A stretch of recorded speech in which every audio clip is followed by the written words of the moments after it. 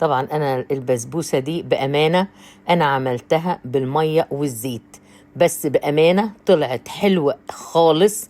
خلص الصينيه دي خلصت كلها. شايفين مرمله ازاي؟ طعمها حلو.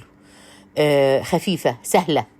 ما كملتش معايا اي حاجه، يعني عملتها بسرعه وكانت طعمها حلو خالص.